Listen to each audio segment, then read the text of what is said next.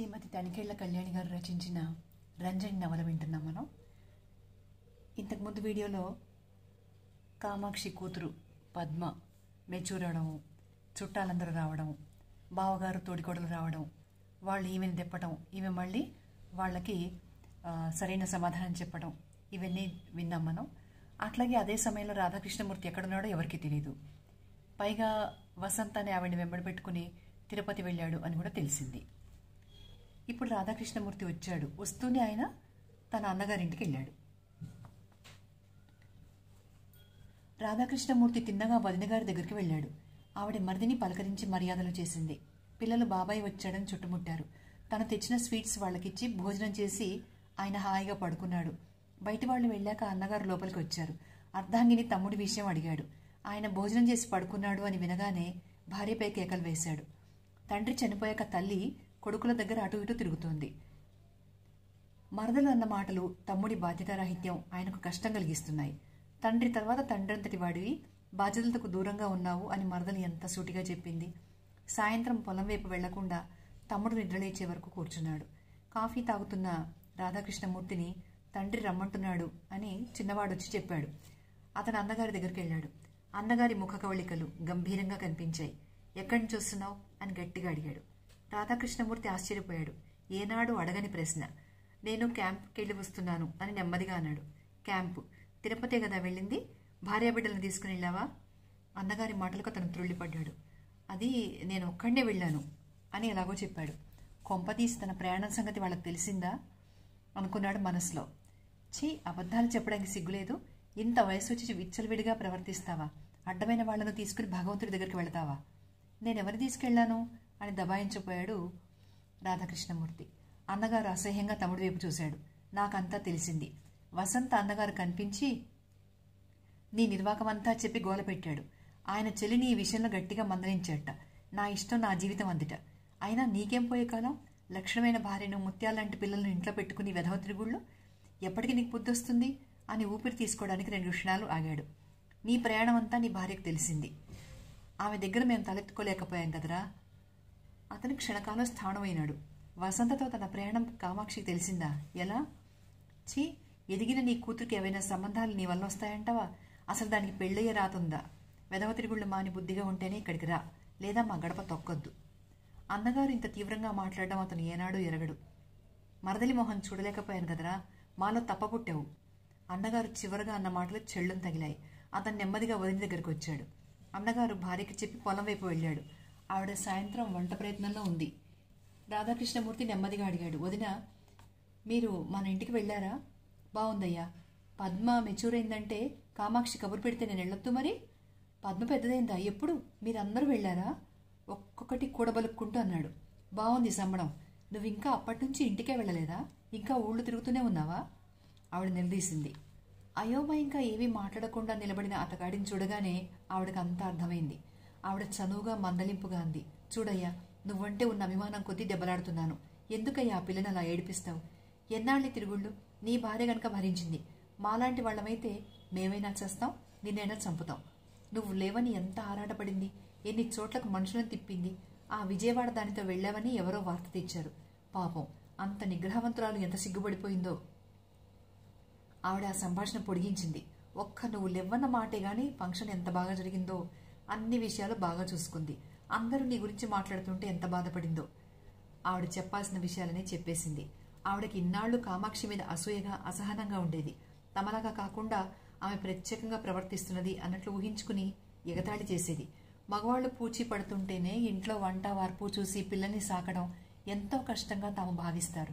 అలాంటిది పొయ్యి కిందికి లేకుండా, పొయ్యి మీదికి లేకుండా ఉన్న భర్త ఉన్నాడో లేదో తెలియని పరిస్థితి ఎంత కష్టం. ఛీ, స్త్రీకి స్త్రీయే శత్రువు అంటారు. ఆడదే ఉండి తోడికోడల పట్ల తన ప్రవర్తన ఏమనుకూలంగా సాగింది అని మొదటిసారిగా ఆవిడ సిగ్గుపడింది. అతను కర్తవ్యం తోచిన వాడిలాగా అక్కడే స్తబ్దంగా 2 రోజులుండిపోయాడు. అతడికి ఇంటికి వెళ్లాలని ఉంది, వెళ్లకూడదని ఉంది. భార్య ఎదుట, పిల్లల ఎదుట పట్టడానికి ధైర్యం చాలడలేదు. నువ్వు గాని నాకు విడాకులు ఇస్తావా? నీ ఆలన పాలన చూడలేదని వేరుపడతావా అని ఒకసారి సరదాగా ఉన్నప్పుడు అడిగాడు. ఆవిడ 2 నిమిషాలు ఆయన వైపు చూసి నిజాయితీ ఉట్టిపడే స్వరంతో అంది. విడాకులు ఇవ్వాలని అనిపించిన సందర్భాలు 2-3 ఉన్నాయి. మన గిరిజని కడుపుతో ఉన్నప్పుడు నిండు గర్భిణి అని కూడా చూడకుండా, ఇంట్లో పైసా ఉంచకుండా, ఇంటి అవసరాలు చూడకుండా 2 నెలలు కనపడకుండా పోయారే, అప్పుడు బాగా అనిపించింది. పండుగాడికి తీవ్రమైన అనారోగ్యం చేసి హాస్పిటల్లో 3 పిల్లలతో బాధలు పడినప్పుడు, ఇరుగు పొరుగు వారి సహాయంతో ఎలాగో యువతలు పడినప్పుడు ఎంతగానో అనిపించింది. ఇలాగే అతను అతి తేలిగ్గా అన్నాడు, పిల్లలన్నాక అనారోగ్యాలు చేయవా, ప్రతిదానికి ఫీల్ అవ్వకూడదు, నేనుండి మాత్రం ఏం చేస్తాను? ఆవిడ గాయపడిన చూపులతో తిరస్కారంగా చూసింది. ఆ చూపులు ఇప్పుడు గుర్తొచ్చాయి. వదినగారు పిలిస్తే వెళ్ళడం, 4 మెతుకులు తినడం, ఏదో ఆలోచించుకుంటూ పడుకోవడం, ఇదే అతని దినచర్య. 4 రోజులు గడిచాక అన్నగారు వదినతో అనడం వినపడింది. వాడిక్కడెందుకు, వెళ్ళి వాళ్ళ దగ్గరే పడి ఉండమను, వేసిన చిత్రాలు చాలు, తెచ్చుకున్న కీర్తి చాలు, వాళ్ళని కనిపెట్టుకుని కుక్క కాపలా కాస్తే చాలు. అతనికి ఆ మాటలు పౌరుషం కలిగించాయి. తనలో ఉన్న కళలో వరిగించంత కూడా లేని వీళ్ళందరూ తనని అంటారా? నిజం అనుకోవాలంటే తన వల్ల ఏం బాధలు పడ్డారు? తనకి డబ్బు సర్దుబాటు చేశారా? తన కుటుంబ బాధ్యతలు పంచుకున్నారా? ఏం చేశారని ఈ మాటలు, ఈ పరాభవం? అతగాడికి వాళ్ళ మాటలు గుర్తొచ్చాయి. వాళ్ళ అంతకుముందు అన్న మాటలు గుర్తొచ్చాయి. మా తమ్ముడి చేతికి ఎముక లేదు, పిల్లలు ఏదడిగినా కాదనడు, తన బిడ్డలు పరాయి బిడ్డలు అన్న తేడా లేదు. నా చిన్న కొడుకు దాతరా, 10 మందికి పడేయగలిగిన డబ్బు వాడి చేతిలో ఉంటుంది అని తల్లి చెప్పడం అతనికి తలంపుకొచ్చింది. అతని జేబు ఎప్పుడూ నిండులాగా ఉంటుంది. కామాక్షి అదృష్టవంతురాలు, వదినగారు అసూయగా అనడం జ్ఞాపకానికి వచ్చింది. బాబాయ్ వస్తే సందడే సందడి, సినిమాలు జోరుగా చూడొచ్చు, దండిగా టిఫిన్లు తినొచ్చు. పిల్లలు సంబరంగా అనే మాటలు స్ఫురణకొచ్చాయి. ఎవరి స్వార్థం వారిది. జేబులో డబ్బు ఉండే మాట నిజమే, కానీ ఏనాడు కామాక్షిని అందులో చేయి పెట్టనిచ్చాడు? ఆ చొక్కా ఒక చేత్తో పట్టుకుని ఎంతకని స్నానం చేస్తారు? ఒళ్ళు రుద్దుకోవద్దు, మీ డబ్బు మీరు ఇస్తే గానీ నాకొద్దు మహానుభావ, స్నానం కానివ్వండి. 2 చేతులు జోడించి కామాక్షి అనే మాట చెవులను తాకాయి. సంపాదించిన డబ్బు తరగకూడదు, తన షికారులు విలాసాలకి అవాంతరం ఏర్పడకూడదు, తన స్వేచ్ఛా జీవితం హాయిగా సాగాలి. అందుకే అంత జాగ్రత్త. తల్లిని చూడాలనిపించింది. ఎవరెన్ని రకాలుగా అన్నా తల్లి మాత్రం ఏమీ అనదు. కడుపున పుట్టిన పిల్లల చెడుని తల్లి తనలో దాచుకోగలదు. అతను వెంటనే 2వ అన్నగారి ఊరు బయలుదేరాడు. దగ్గర ఎప్పుడో వేసిన బొమ్మలుంటే వాటిని దారిలో అమ్మి ఆ డబ్బు జేబులో వేసుకుని వెళ్ళాడు. తల్లికి పళ్ళు, హార్లిక్స్ సీసా కొనుక్కొని ఇల్లు చేరాడు. బామ్మ, కృష్ణుడు బాబాయ్ వచ్చాడు అంటూ ఆవిడ చెవిలో 2వ అన్న కూతురు చెప్పడం విని ఆవిడ ఆశగా చూపులు తిప్పడం అతనికి తృప్తి కలిగించింది. ఎంతైనా అమ్మ అమ్మే అనుకున్నాడు. ఈ అమ్మను చూడకుండా తను ఇన్నాళ్లు ఎలా ఉన్నాడు? కృష్ణ, ఇలారా. ఆవిడ సన్నగా ఉన్న తన చేతిని పైకెత్తి దగ్గరకు రమ్మని పిలిచింది. ఎన్నాళ్లైంది రాణిని చూసి. ఆవిడ ఆర్తిగా అతని చేతిని పట్టుకుంది. బాగా బొమ్మలు వేస్తున్నావా? మంచి పేరు తెచ్చుకుంటున్నావా? నెమ్మదిగా కుశల ప్రశ్నలు వేసింది. అంత అనారోగ్యంలో కూడా తన పట్ల ఆత్రతకి, ఆ ప్రేమకి అతను తలవంచాడు. అవునురా, మీ నాన్నగారు చిత్రం వేస్తానన్నావు, వేనేలేదు. నువ్వు వేస్తే చూడాలనుందిరా. తండ్రి ఆయన బతికి ఉన్న రోజులు గుర్తొచ్చాయి రాధాకృష్ణమూర్తికి. ధనికుల చిత్రాలు వేశాడు, మంత్రుల చిత్రాలు వేశాడు, కానీ తండ్రి బొమ్మ వేయలేదు.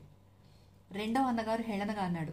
బావుంది, నాన్నగారి చిత్రం వేయడానికి ఆయన గారికి తీరికెక్కడా? మన చిత్రాలకు మనం డబ్బులు ఇవ్వం కదా, బయటి వాళ్ళైతే ఆయన జేబులు నింపుతారు. తన స్వజనం తనను నిష్ఠురాలు అనడం ఏనాడూ ఎదురైన అనుభవాలు అతనికి. ఇవన్నీ కొత్తగా ఉన్నాయి.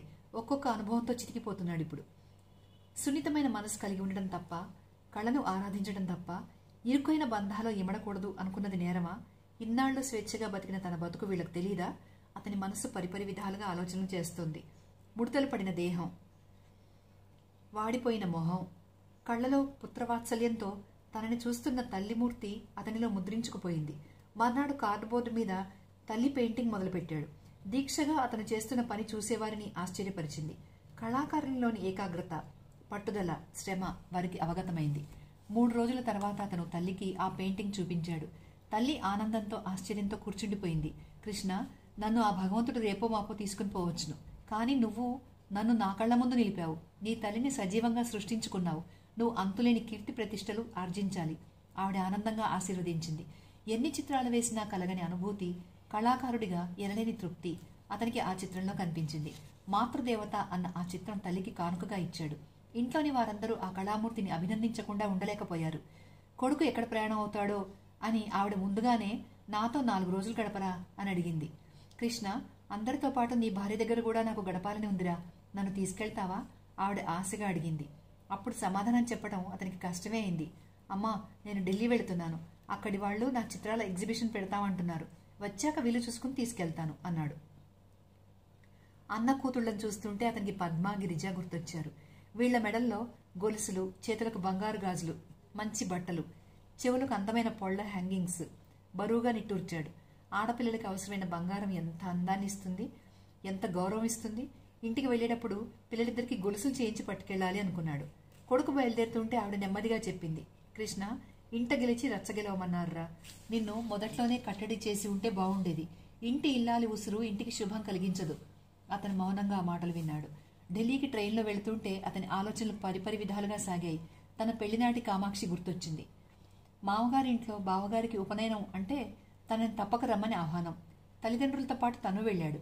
ఉపనయనం అయిన తర్వాత అందరూ వెళ్ళిపోతుంటే తాను బయలుదేరాడు. మామగారు నెమ్మదిగా చెప్పారు, కామాక్షి నీతో ఒకసారి మాట్లాడుతుందిట అని. తనకు ఆశ్చర్యం కలిగింది. పెద్ద ఇంటి కుటుంబాలలో ఆడపిల్లలు స్వతంత్రంగా తమ భావాలు వెల్లడి చేయరు. తల్లిదండ్రుల నిర్ణయాలే వారికి శిరోధార్యం. అలాంటిది తనను చూడాలని, తనతో మాట్లాడాలని ఆ అమ్మాయి అనడం మింగుడు పడిన విషయమే అయింది. నేను ఇలా మిమ్మల్ని చూడాలనుకోవడం, మాట్లాడుకోవాలి అనిపించడం మీకు అయిష్టత కలిగించట్లేదు? సూటిగా తన మనసులో విషయం గ్రహించిన దానిలాగా ఆ అమ్మాయి నిర్భయంగా అడుగుతుంటే తను కంగు తిన్నాడు. అప్పుడే ఆ అమ్మాయిని సూటిగా చూశాడు. చామనఛాయ రంగు, మంచి కళగల మొహం, ఆకర్షణీయమైన కనుదోయి, పొట్టి పొడుగు కాని సమున్నతమైన ఎత్తు. కొంపదీసి నా చిత్రం వేసేంత ఆకర్షణ కలిగిందా అంత పరీక్షగా చూస్తున్నారు అన్న ఆ అమ్మాయి మాటలకు ఆయన ఉలిక్కిపడ్డాడు. ఈ అమ్మాయికి ఎదుటివారి భావాలను అద్దంలోలాగా చదివే విద్య తెలుసు. ఎదుటివారు నోరు విప్పి చెప్పనవసరం లేకుండానే వాళ్లను అమూలాగ్రం కాచి వడపోస్తుంది. కామాక్షిని చూడగానే అతనిలో కలిగిన భావపరంపరలవి. ఏదో ఒకటి పెద్దదో చిన్నదో ఉద్యోగం చేసే వ్యక్తితో అయితే జీవితం సాఫీగా సాగుతుంది అని నా ఉద్దేశం. మరి మీరేమనుకుంటున్నారో నాకు తెలియదు. ఆ అమ్మాయి నిస్సంకోచంగా తన అభిప్రాయాన్ని సూటిగా చెప్పేసింది. అతని నుండి సమాధానం రావడం కష్టమే అయింది. ఉద్యోగం చేయాలంటే నాకు ఈ క్షణంలో ఆఫర్లు ఎన్నో వస్తాయి. నా ఆర్టుకు సంబంధించిందే చేస్తాను. ఆ విషయంలో ఇంకా మీరు నిశ్చింతంగా ఉండొచ్చు అన్నాడు. తర్వాత అతనే మాట్లాడాడు.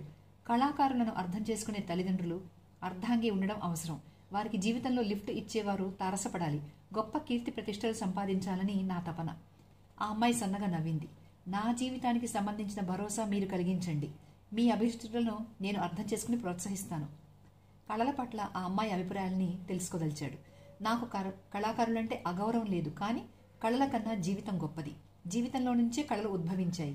నేను జీవితాన్ని ప్రేమిస్తాను, సాఫీగా సాగాలని ఆశపడతాను. కామాక్షి అభిప్రాయాలకు అతనికి సంతోషం కలిగింది. ఈ అమ్మాయి అంటే తండ్రికి అందుకే కాబోలు అంత ఇష్టం. ధనవంతులైన వారి అండ తనకు దొరికితే తన అదృష్టవంతుడే. కామాక్షి ఆ తర్వాత తండ్రితో చెప్పింది. ఆయనకు జీవితం అంటే స్థిరమైన అభిప్రాయం ఉన్నట్లు కనిపించట్లేదు. కళకే ఆయన పెద్దపీట వేసుకున్నాడు. ప్రస్తుతానికి మన అభిప్రాయాలకు విలువ ఇచ్చినట్టు మాట్లాడుతున్నాడు. అంత హైరాణ పడి ఈ సంబంధం ఎందుకు చేసుకోవాలి? ఆమె తండ్రి నివ్వెరపోయాడు. అంత అందమైన అబ్బాయిని చూసి తన బిడ్డ ముచ్చట పడుతుంది అనుకున్నాడు. కన్యా వరైతే రూపం అన్నది తన బిడ్డ విషయంలో తప్పు అనిపిస్తోంది. ఆ పిల్లని అంగీకరింపజేయడానికి ఆయన అన్నాడు, ఆ అబ్బాయి చాలా బాగుంటాడమ్మా. అందాన్ని కొరుకు తినం కదా నాన్నగారు అంది.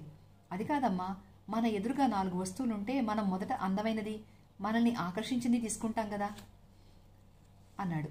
నాలాంటి వారు నాణ్యతకే ప్రాధాన్యత ఇస్తారు నాన్నగారు. ఆయనకు ఆ పిల్ల సమాధానాల కోపం వచ్చింది.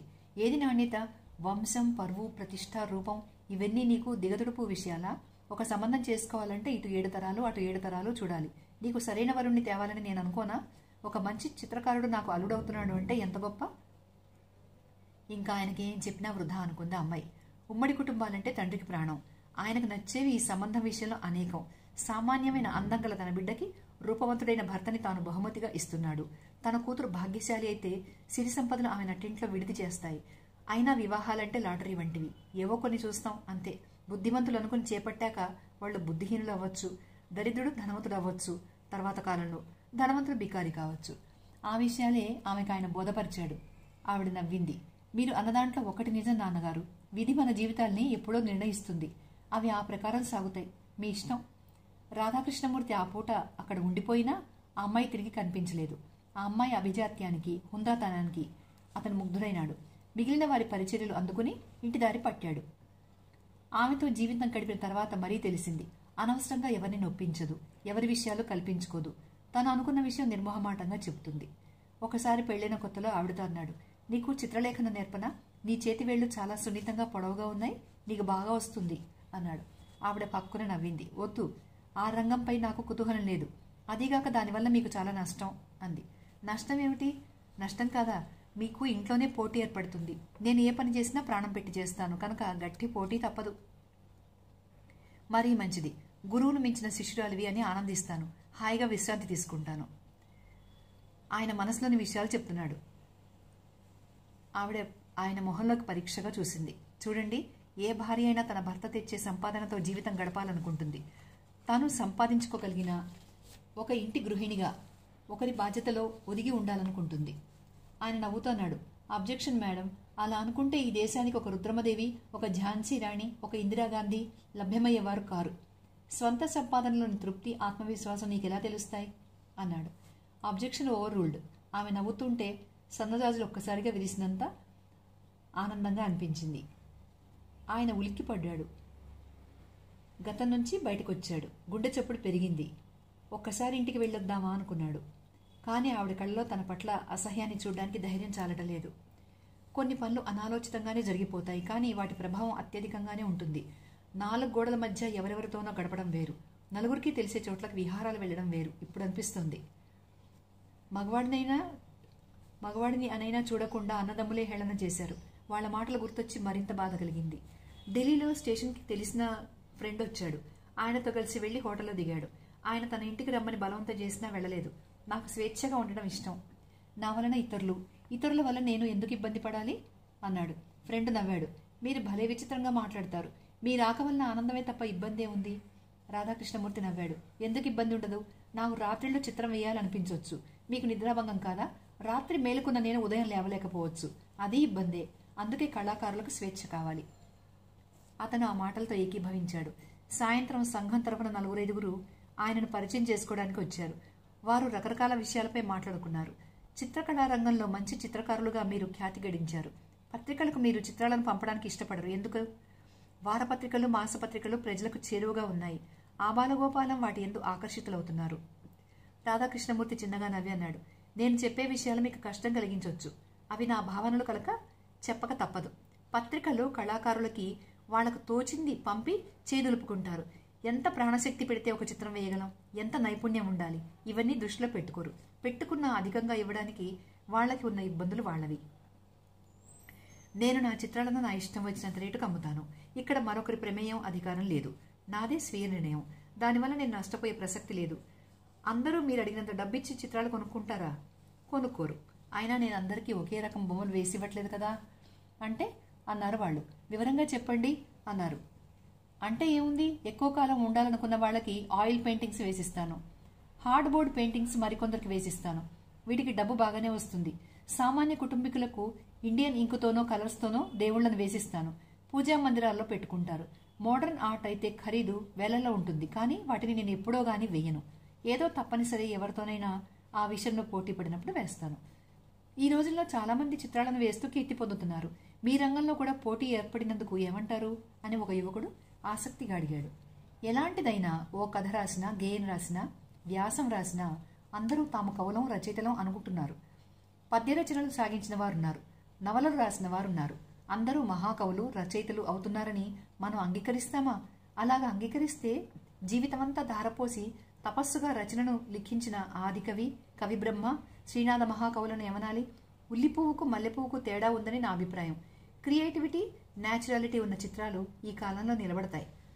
వాళ్ళెంతో ఆనందించారు. చిత్రాలను వేయడంలోనే కాదు, వాటి కింద రాసే రచనలోనూ ఆయనది ప్రత్యేక బాణి. ఆయన చిత్రాలతో ఎగ్జిబిషన్ ఏర్పాటు చేశారు. ఎంతోమంది వచ్చి వాటిని చూసి ఆనందించారు. ఆ సంస్థ వారు 10,000 రూపాయలు, అందమైన మెమెంటో, పట్టు వస్త్రాలు ఇచ్చి సత్కరించారు. అతనికి ఎంతో తృప్తిగా అనిపించింది. అక్కడ కలిసిన మిత్రులు బరంపురం, కాకినాడ రావాల్సిందిగా ఆయనను ఆహ్వానించారు. ఆయన సంతోషంగా అంగీకరించాడు. ఆయన ఉద్దేశంలో ఏ కళ అయినా వ్యాప్తి పొందాలి, 10 మందిని ఆనందపరచాలి, 10 మంది ఆమోదం పొందాలి. మొదటిసారిగా అతను పద్మ పేరు మీద 5,000 రూపాయలు పంపించాడు. ఈ డబ్బుతో నువ్వు ఏ గొలుసో చేయించుకో, తండ్రిగా నేను ఇస్తున్న బహుమతిది, త్వరలో వచ్చి కలుస్తా అని రాశాడు. ఆ పని చేశాక గుండె తేలికపడింది. అతను మొదటిసారిగా అనుకున్నాడు, మన సంపాదన నా అన్న వాళ్లకు పెట్టడంలో ఇంత తృప్తి ఉందా అని. 2 పిల్లలకి కలిపి 10,000 పంపాలని అనిపించకపోలేదు. కానీ ఢిల్లీలో కొన్నాళ్లుండి చిత్రాలను వేద్దామనుకున్నాడు. ఇటువంటి చోట సంపాదన బాగుంటుంది అనుకున్నాడు. తనకి ఏం తోస్తే అది చేయడం చిన్నప్పటి నుంచి అలవాటు. అలాగే అక్కడ ఉండిపోయాడు. ఇక ఇక్కడ ఆనంద్ ఈ మధ్య ఊరికి రాకపోవడంతో అతని నాయనమ్మ వచ్చేసింది. బిడ్డ ఎలా ఉన్నాడో అని ప్రాణం కొట్టుకుపోయింది. వాడికే ఇక్కడ మీ అండతో చిలకలాగా ఉన్నాడు. పెద్దదాన్ని ఎదురు చూస్తున్నాను అని కూడా అనుకోలేదు. అని మనవడి గురించి కామాక్షి దగ్గర బాధపడ్డారు. ఆవిడ బాగా పొట్టి, పచ్చటి శరీరం. మనిషి అన్న వాళ్ళ కోసం మొహం వాచినట్లుగా ఎంతో ఆత్మీయంగా కామాక్షితో కబుర్లలో పడ్డారు. 4 రోజులు గడిచేసరికి కామాక్షికి ఆవిడకి మంచి స్నేహం ఏర్పడింది. మనిషి చూస్తే పలచక పిట్టలాగా ఉంటుంది, పని చూస్తే నలుగురి పని చేస్తుంది. కామాక్షి ఆవిడ ఇద్దరు కష్టసుఖాలు చెప్పుకున్నారు. కామాక్షికి ఆవిడ పరిస్థితిపై జాలేసింది. ఒక్కగానొక్క మనవడు, చదువు పేరుతో ఇక్కడున్నాడు. ఆవిడే ఒంటరిగా అక్కడ ఉంటోంది. అందుకే కామాక్షి ఆవిడను ఈ ఊరు వచ్చేమంది. ఈ మధ్య కామాక్షికి మరొక మనిషి తనకు ఆసరాగా ఉంటే బాగుండనిపిస్తోంది. ఈ పచ్చళ్ళు, అప్పడాలు, వడియాలు, ఊరగాయలు బాగా పోతున్నాయి. వాటికి మంచి పేరు వచ్చింది. 4 డబ్బులు వస్తున్నాయి. ఇటుపక్క కామాక్షి దగ్గర పనిచేసే పని మనిషి, తన తోటి వాళ్ళకి కూడా ఒక చిటీ నడపమని గొడవ చేస్తున్నారు. కావాలంటే మొదటి చిటీ మీరు వడ్డీ లేకుండా తీసుకోండి, మాకు మాత్రం మీరే నడపాలమ్మా అని గొడవ. లేబర్తో ఏం పడతాము అని కామాక్షి బాధ. లేబర్ మాత్రం మనుషులు కారా, మాకు మాత్రం నిజాయితీ లేదా అని గొడవ చేసింది. అందరి దగ్గర మాట తీసుకుని పని మనిషి అందరినీ వెంట పెట్టుకుని వచ్చింది. మగవాళ్ళు తాగి డబ్బు తగలేస్తారు. ఇల్లుని పిల్లల్ని సాగడం వాళ్ళకి కష్టమవుతుంది. 4 ఇళ్ళు చేస్తున్నా మేము తెమలేకపోతున్నాం తల్లి అని ఒక ముసలావిడంటే కామాక్షి బాధపడింది. అందరికీ తలొక రకమైన బాధ, కానీ బాధలు మాత్రం తప్పవు. తనకు తోచింది వాళ్ళకు చేయాలని కామాక్షికి అనిపించింది. మా ఆయువు పోసుకుని 10 కాలాల పాటు చల్లగా ఉండు తల్లి అని ఆ ముసలావిడ దీవించింది. ఆనంద్ మామగారిని కామాక్షి తమ దగ్గరే ఈ ఊళ్ళోనే ఉండమంది. తన వ్యాపారంలో తనకు సహాయంగా ఉండమంది. ఆవిడ ఆ ఊళ్ళో సంపాదించుకుంటున్న దానికంటే 200 ఎక్కువ ఇస్తానంది. కామాక్షి అలా అనడానికి కారణం తను కూడా బజార్లో 2-3 షాపుల్లో పచ్చళ్ళు పార్సిల్ చేసి ఇద్దామనుకుంది.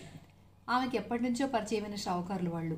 సుబ్బమ్మ గారు కూడా, అమ్మాయి ఒక్కదాన్నే ఉన్నాను, ఇల్లంతా ఏం చేసుకుంటాను, పెరట్లో నీకు నచ్చినట్టు కూరలు పూలు పెంచుకో అన్నది. ఆనంద్ తన మామ నాగమ్మను ఇక్కడ ఉంచినందుకు ఆవిడ ఎంతో సంతోషించింది. పిల్ల, కష్టం 10 మంది పంచుకోవాలి, ఫలితం కూడా 10 మంది పంచుకోవాలి. ఇక నీ బతుకు గురించి నాకు బెంగలేదు, నువ్వే నలుగురికి పని ఇచ్చే స్థితికి వెళతావు అన్నారు సుబ్బమ్మగారు. పద్మ మాత్రం తల్లి పడే కష్టం చూడలేకపోతుంది. తల్లి చేయి పట్టుకుని, అమ్మా నువ్వు బాగా అలసిపోతావేమో, ఇన్ని పనులు కష్టం కదా అంది. కామాక్షి పద్మని ఆప్యాయంగా దగ్గరకు తీసుకుని, ఇన్నాళ్లు దారేదో తెలియకుండా బతికాను, నేను ఇబ్బందులు పడ్డాను, మిమ్మల్ని పెట్టాను, ఇంకా దరిద్రం అన్న దానిని మన దరిదాపుల్లోకి రానివ్వను అంది. తల్లి కళ్ళలోని పట్టుదల, మాటలోని ఆత్మవిశ్వాసం పద్మకు బాగా అర్థమైనాయి. అమ్మా నువ్వు డబ్బు దాచి అక్కయ్య పెళ్లి చేసేయి, నేను ఇంటర్ పాస్ అయ్యి టీటీసీకి వెళ్ళి టీచర్ ట్రైనింగ్ అవుతాను, ఉద్యోగం చేస్తూ పై చదువుకుంటా, నాకు ఉద్యోగం వచ్చాక నువ్వు ఏ పని చేయకూడదు అంది గిరిజ తల్లి భుజంపై వాలి. నేను చదువుకుని ఉద్యోగం చేస్తాను, నాకు పెళ్లి వద్దు, కావాలంటే నువ్వే చేసుకో అంది పద్మ. గిరిజ చెయ్యి ఊపుతోంది. తగ్గు తల్లి, నీ స్వభావం వేరు, నువ్వు మంచి ఇల్లాలుగా రాణిస్తావు అంది. అమ్మా నేను డాక్టర్ అవుతాను, మంచి పేరు తెచ్చుకుంటా, నన్ను డాక్టరీ చదివించమ్మా అన్నాడు పండు.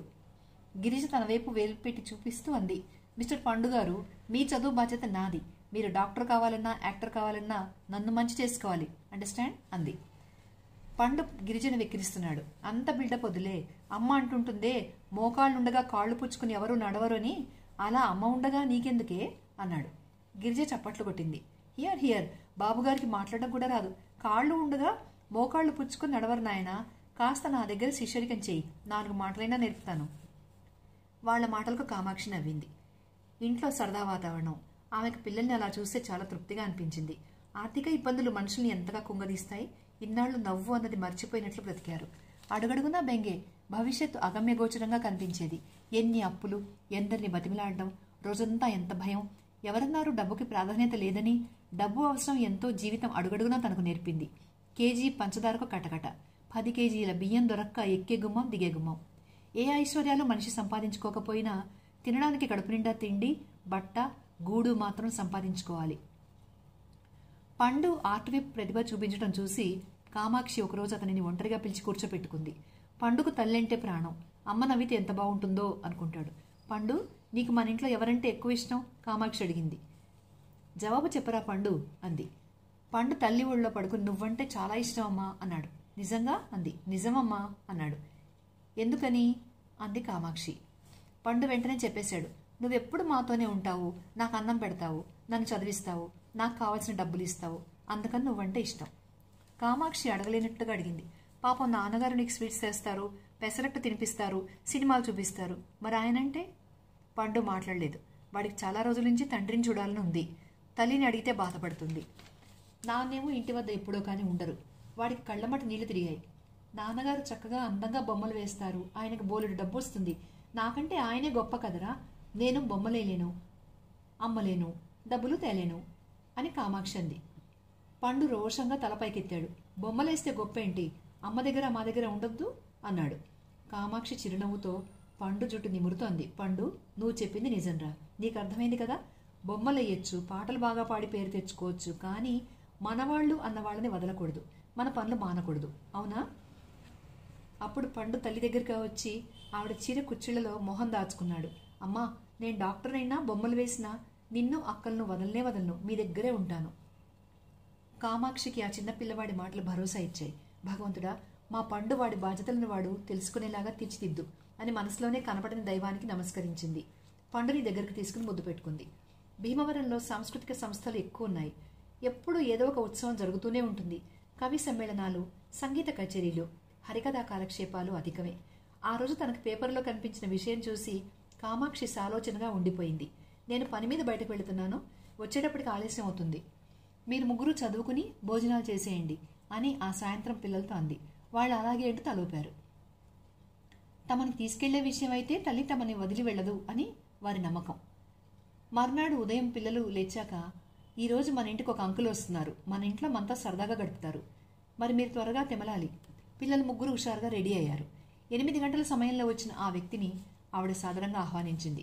చామన ఛాయ రంగులో, సన్నగా పొడుగ్గా, సుకుమారంగా ఉన్న ఆయన పిల్లలకి ఎంతో నచ్చాడు. కామాక్షి తన పిల్లలను ఆయనకు పరిచయం చేసింది. పిల్లలకి ఆయనకి టిఫిన్ పెట్టి కాఫీ ఇచ్చాక పండు ఈ మధ్య వేసిన బొమ్మలు తెచ్చి చూపించింది. పండు ఇంకా ఆత్రం ఆపుకోలేక అడిగేశాడు, అమ్మా, ఆయన ఎవరమ్మా అని. కామాక్షి నవ్వింది. అంకుల్ని డాడీ రూమ్లోకి తీసుకెళ్లి ఆయన చిత్రాలు చూపించండి అంది. ఆ వ్యక్తి ఆనందంగా పిల్లలతో గదిలోకి నడిచాడు. ఆయన ఒక అరగంట గడిచాక కామాక్షితో అన్నాడు, అక్కయ్య గారు, మీరు అదృష్టవంతులు, బావగారి లాంటి గొప్ప కళాకారులను భర్తగా పొందారు. ఎన్నాళ్ల నుంచో ఆయన చిత్రాలు చూడాలని నా కోరిక, అది ఈ విధంగా తీరింది. చిన్నవాడైన పండు ఎంతో బాగా బొమ్మలు వేస్తున్నాడు. ఈ బాబుకి మంచి భవిష్యత్తు ఉంది. మీ అబ్బాయి మంచి కళాకారుడవుతాడు. కామాక్షి ఆయన మాటలకు సంతోషించింది. వాడు మీ శిష్యుడైనప్పుడే అదృష్టవంతుడని నేను అనుకున్నాను. పండు ఆశ్చర్యంగా ఆయన వైపు చూస్తూ, అంకుల్, మీరు చిత్రాలు వేస్తారా అన్నాడు. ఆయన మాట్లాడలేదు. తన బ్యాగ్లో నుంచి ఒక దళసరి తెల్లని కార్డు తీశాడు. దానిపై కుడి చేతి బొటనవేలు, మధ్యవేలుతో చూపుడు వేలు సాయంతో ఆయన బొమ్మ వేస్తున్నాడు. పొడుగాటి ఆయన గోళ్లు అతి చురుకుగా, సున్నితంగా ఆ కార్డుపై నడయాడుతున్నాయి. 5 నిమిషాలు గడిచేసరికి ఆయన కార్డు పండు చేతికి అందించారు. పండు ఆసక్తిగా దాన్ని చూశాడు. ఆ కార్డుపై పండు బొమ్మ వేసి ఉంది. పండు ఉంగరాల జుట్టు, పండు షర్టు, కాలరు, గుండీలు అన్నీ అందులో చక్కగా కనిపిస్తున్నాయి. అంకుల్, అద్భుతం, ఇది నా బొమ్మే కదూ? పండు సంబరంగా అడిగాడు. ఆయన నవ్వుతూ ఊ అన్నాడు. గిరిజ, పద్మ ఆయన దగ్గరికి వచ్చారు. అంకుల్, మాకు ఒక బొమ్మ వేసి ఇవ్వరా అంటూ ఆయన నవ్వుతూ తల ఊపి వాళ్ళిద్దరికీ సరస్వతీదేవి బొమ్మ వేసి ఇచ్చాడు. వీణాపాణి బొమ్మ వాళ్ళకి ఎంతో నచ్చింది. కామాక్షి పిల్లలకు చెప్పింది, మన దేశంలో నఖచిత్రకారులు కొద్దిమందే ఉన్నారు. ఎందుకు పనికిరాదు అని మనం కత్తిరించేసే గోరుతో అద్భుతమైన చిత్రాలను నిర్మించడమే నఖచిత్రకళ. వీరు గొప్ప నఖచిత్ర కళాకారులు. తల్లి చెప్పింది ఎంతో ఆసక్తిగా విన్నారు పిల్లలు. మీరు వాళ్ళు మాట్లాడుతుండండి, నేను వంట పూర్తి చేసి వస్తాను అంటూ వాళ్ల మాటలు వినపడేలాగా కూరల బుట్ట తెచ్చుకుని కూర్చుంది. పద్మ ఆసక్తిగా అడిగింది, అంకుల్, నఖచిత్ర కళ గురించి చెప్పండి, మాకు తెలుసుకోవాలనుంది. మీరు ఈ కళను ఎందుకు నేర్చుకున్నారు? ఆయన పిల్లల వైపు ఆనందంగా చూశాడు. వాళ్ల ఆసక్తిని గమనించి చెప్పడం మొదలుపెట్టాడు. ఆనంద్ కూడా వచ్చి వాళ్ళ దగ్గర కూర్చున్నాడు. ప్రపంచంలో పోటీ పెరిగిపోతుంది. మనం మన ఉనికిని నిలబెట్టుకోవాలంటే ఏదో ఒక ప్రత్యేకతను కలిగి ఉండాలి. ఏదో ఒక నైపుణ్యాన్ని మనం సొంతం చేసుకోవాలి. మన చిత్రకారులు ఎందరో అద్భుతమైన ప్రావీణ్యంతో పేరు ప్రతిష్టలు కలిగి ఉన్నారు. అయితే నాకంటూ ఒక కొత్త దోవలో నడవాలనిపించింది. ఆయన సన్నగా నవ్వుతున్నాడు. ఈ నఖచిత్ర కళలో కూడా ఘనులైన వారున్నారు. రామాయణం అంతా నఖచిత్రాలతో వేసిన వారున్నారు. ఎందరో యువకులు దీన్ని నేర్చుకుని కృషి చేస్తున్నారు. నా దగ్గర కూడా కొంతమంది ఉన్నారు. పద్మకి, గిరిజకు తల్లి ఆయన్ను ఎందుకు తమ ఇంటికి తీసుకొచ్చిందో అర్థమైంది. పండు వెంటనే అన్నాడు, అంకుల్, మీరు నాకు ఈ నఖచిత్ర కళను నేర్పాలి. నాయుడు గారు వెంటనే అన్నాడు, తప్పకుండా నేర్పిస్తాను. కృషి, పట్టుదల, నైపుణ్యం ఉంటే రాని విద్య లేదు అంటూ ఆయన ఆ కళకు సంబంధించిన విషయాలు చెప్పాడు. కామాక్షి వాళ్ళ మాటలను వింటోంది. ఆమె మనస్సు పరిపరి విధాలుగా ఆలోచిస్తుంది. కళలకు అంతులేదు. ఈరోజు ఒక కళాకారుడు ఎంతో కష్టపడి ప్రదర్శించిన నైపుణ్యం, అతని అసామాన్యమైన ప్రతిభను ఎల్లుండి మరొకరు అధిగమించి సాధించినప్పుడు సామాన్యమైపోతుంది. ప్రతి రంగంలో పోటీ ఏర్పడుతుంది. మేధస్సుకు పరిధి అంటూ లేదు. అందువలన తమ స్థానాన్ని తాము నిరంతరం కాపాడుకోవడానికి నూతనత్వం అనుక్షణం ప్రదర్శించాల్సిన అవసరం ఉంది. పండు ఆయన అడుగుతున్నాడు, అంకుల్, మీరు ఇలాంటి బొమ్మలు ఎంత వయసు నుంచి వేస్తున్నారు? అన్ని రకాల బొమ్మలు వేయగలరా? జిజ్ఞాస అన్నది పిల్లల సొత్తు అనుకున్నాడు ఆయన.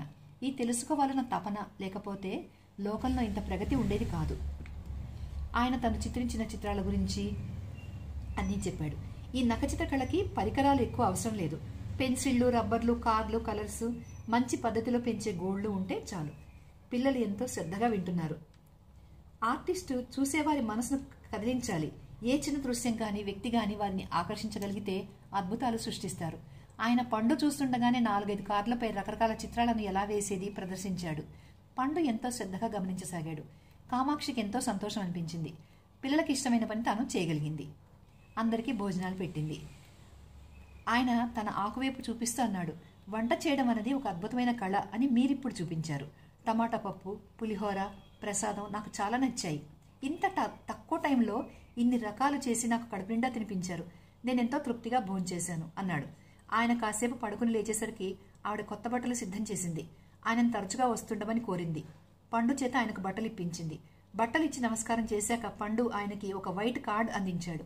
ఆయన దాన్ని చూసి చాలా ఆశ్చర్యపోయాడు. అది ఆయన చిత్రం. అది అద్భుతంగా లేకపోవచ్చు, కానీ ఆయన రూప విశేషాలు కనపడుతున్నాయి. కార్డులోని తన కళ్ళజోడు చూసి నవ్వాడు ఆయన. అంకుల్, ఇప్పటి నుంచి గోల్డ్ బాగా పెంచుతాను. ఈసారి మీరు వచ్చేటప్పుడు చూడండి, బాగా గీసి మీకు కానుకగా ఇస్తాను అన్నాడు. ఆయన అభినందనగా అతని భుజం తట్టారు. ఆయన ఆవిడ వైపు చూసి అన్నారు, మంచి శిష్యులను పొందడం కూడా గురువు అదృష్టమేనమ్మా. నేను తప్పక వస్తుంటాను అని సెలవు తీసుకున్నాడు. వెళుతూ పండు దగ్గర తను వేసిన కొన్ని కార్లు వదిలి వెళ్ళాడు. కామాక్షి మెడ చుట్టూ హారంలాగా తన చేతులు వేసి పండు ఎంతో సంతోషపడిపోయాడు. మా బంగారు అమ్మ అన్నాడు. పద్మ, గిరిజ ఇంకా ఆయన వేసిన చిత్రాల గురించే మాట్లాడుతున్నారు. పండుకి ఏదో కొత్త ప్రపంచంలోకి అడుగు పెట్టినట్టుగా అనిపించింది. అమ్మా, ఆయన నన్ను సెలవుల్లో తన దగ్గరికి రమ్మన్నారు, వెళ్ళనా అని అడిగాడు. ఆవిడ నవ్వుతూ తలూపింది.